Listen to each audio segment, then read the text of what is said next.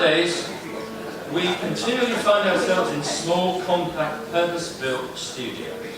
In those days, radio sessions were recorded in massive, old spaces, dripping with history. They were often concert halls converted into recording studios. The Playhouse in Northumberland Avenue, Aeolian Hall in Bond Street, Maida Vale Studios in Delaware Road, great old places. They were packed with instruments on hand for use by in-house musicians who might need them for the next Sing Something Simple. Instruments like the Celeste, the small tinky sounding keyboard used for a piece like the Dance of the Sugar Plum Fairy. You can bet that the visiting Incredible String Band would have wheeled that out and used it for one of their songs. It was possible to close your eyes and imagine Sir Edward Elgar conducting a BBC orchestra in the space in which you stood in your flowery shirt, your loon pants, and scarf, holding your Fender. I think we became quite fond of these places. Now the sound engineers had an important part to play. Perhaps theirs was the hardest job, because they had to produce top quality recordings in a limited amount of time, usually with outdated equipment. It was these guys whom I would corner after a session and blag a tape copy. Strictly speaking, this went beyond their job description, but I must have been pretty persuasive, as I was able to gather together quite a large collection of little tape boxes containing spools of quarter-inch tape. It was these now precious recordings which in some cases have been released from a selection of CDs. And we made an album out of those recordings that we made. Therefore we did lots of things that we didn't put on our albums. And we put out an album called Payday. It was all radio sessions. That gentleman there is not in that school. So, songwriting changed at that time, didn't it? If you think of Bob Dylan, Leonard Cohen, Joni Mitchell in particular, but suddenly songs were poetic.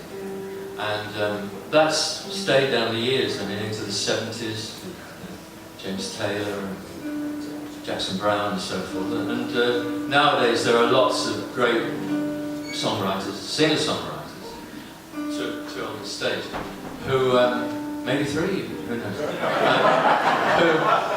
who really owe some kind of debt to the change that happened in the late 60s with songwriting. We're going to ask Ruth if she'll sing one first.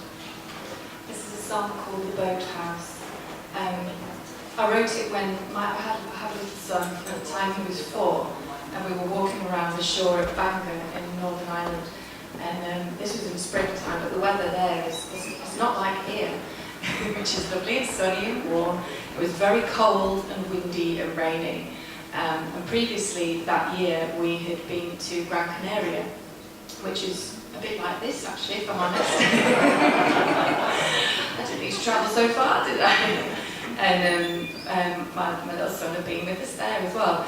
And as we were walking around the shore in Northern Ireland on this cold and windy day, he was tugging on my arm, he was pulling my hand and trying to say something to me, and I couldn't hear him because the wind was howling and the waves were crashing. And so I sort of knelt down next to him to hear what he was trying to say, and he just went, "Mum, it's not quite Gran Canaria, is it?" And it just stuck with me, that phrase, and so I wrote a song about it. And around the corner from where we were, there's a beautiful old boathouse all tumbled down and rusted at the edges and full of seaweed, ghosts and things, and it just seemed like quite a cool place to shelter from the storm. There's a little bit in the song, it's only a short song, about a seagull eating a starfish. Has anyone ever seen that happen before? Neither had I. It's quite strange. And there's fairies and stuff because it's set in Ireland. So this is The Boathouse.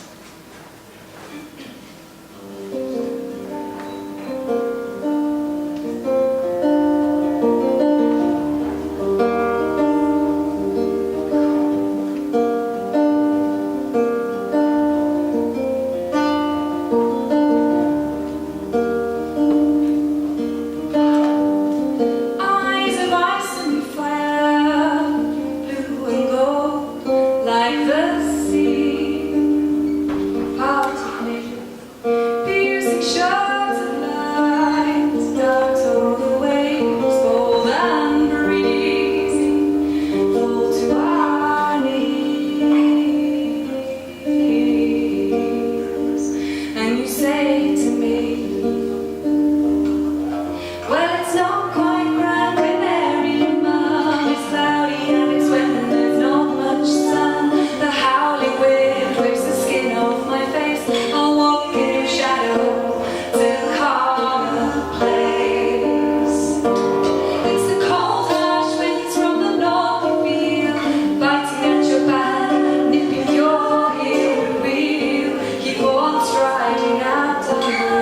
shore, for the shelter of a boathouse, while outside the ocean roars.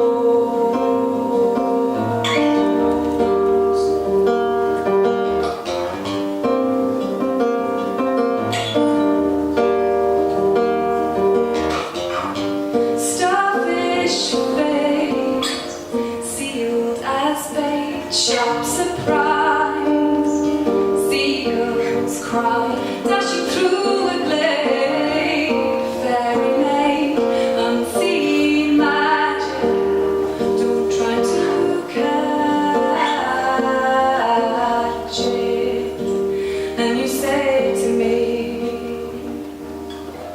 well, it's no point, Gran Canaria, Mom, it's cloudy and it's wet with not much sun.